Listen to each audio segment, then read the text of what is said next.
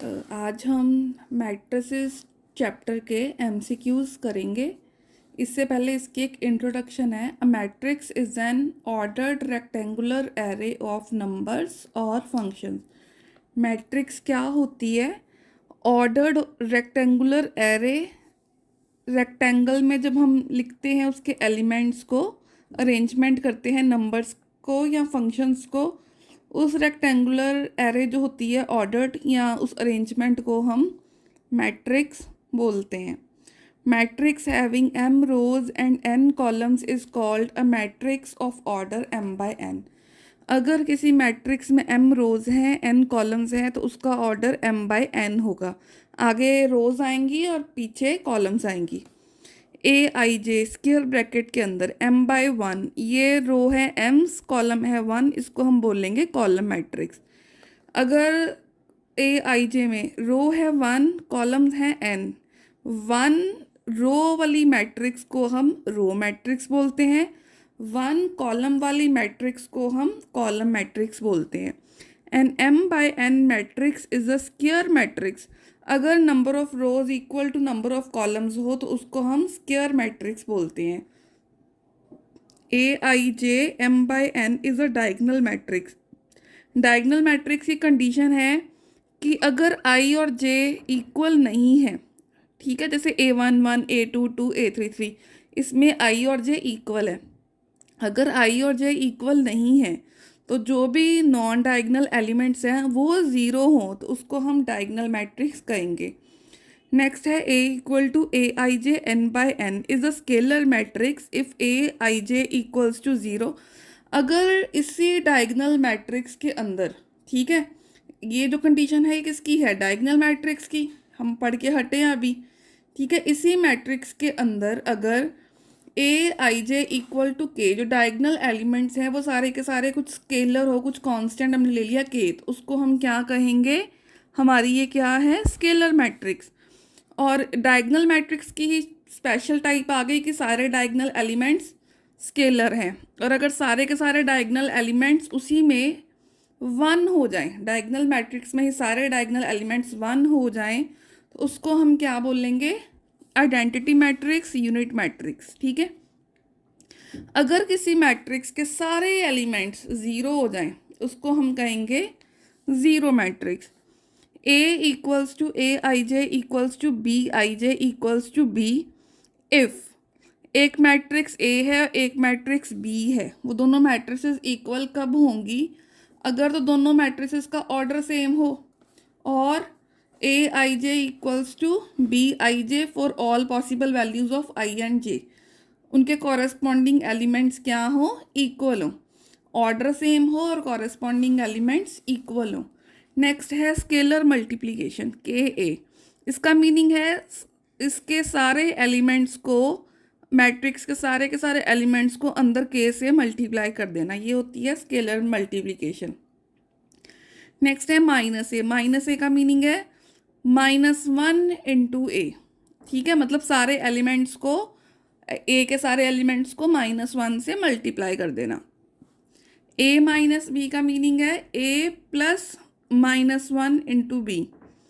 Addition जो है उसको हम ऐसे भी लिख सकते हैं, A plus B equals to B plus A, मतलब ये कम्यूट करते हैं अंडर एडिशन। और ये एसोसिएटिव भी होते हैं अंडर एडिशन।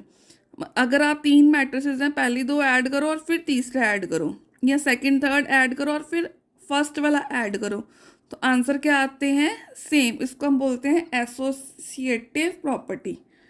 नेक्स्ट है कि अगर आप राइट साइड से मल्टीप्लाई करो तो ये के ए प्लस के बी बनते हैं। या अगर आप स्केलर ऐड करके मैट्रिक्स को लेफ्ट साइड से मल्टीप्लाई करो तो के ए प्लस एल ए, ये है लेफ्ट साइड से स्केलर मल्टीप्लाई किया, ये राइट साइड से मैट्रिक्स को मल्टीप्लाई किया। नेक्स्ट है इफ़ ए इक्वल्स टू, अगर कोई मैट्रिक्स है ए आई जे, उसका ऑर्डर है m/n।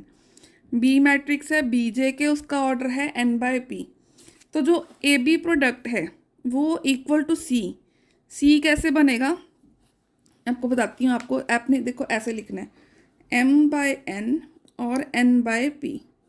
ये पहले की नंबर ऑफ कॉलम्स और दूसरे के नंबर ऑफ रोज ये सेम होने चाहिए। क्या बचा?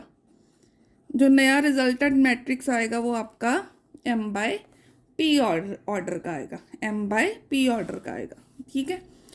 नेक्स्ट है under multiplication association, associative property hold करती है a into B C equal to A B into C. और सेकेंड है कि अगर आप लेफ्ट साइड से मैट्रिक्स मल्टीप्लीकेशन करोगे तो क्या आएगा, a into B plus C equal to A B plus A C.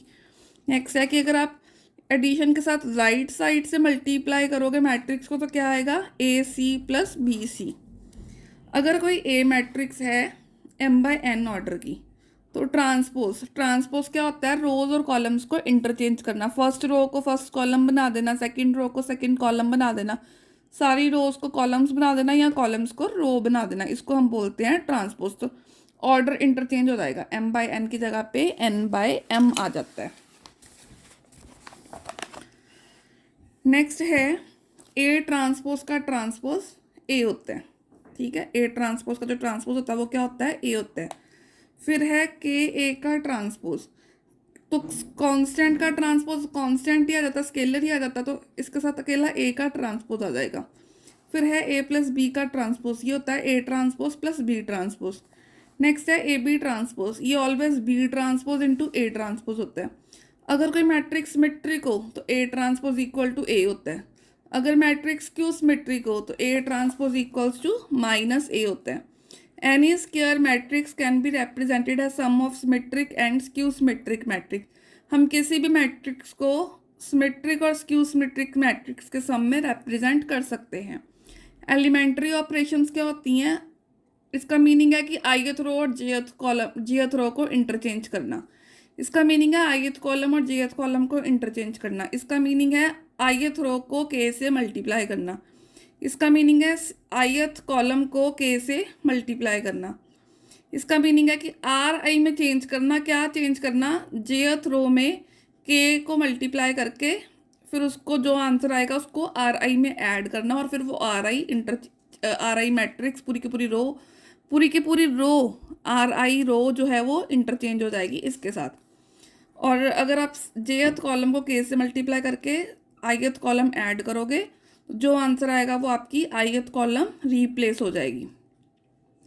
If a and b are two square matrices such that a b equal to b a equal to I, then b is inverse matrix of a and is denoted by a के ऊपर -1 लिख देते हैं, a inverse. तो हम बोलते हैं a is inverse of b। Inverse of square matrix if it exist always unique होता है, अगर एग्जिस्ट करे तो।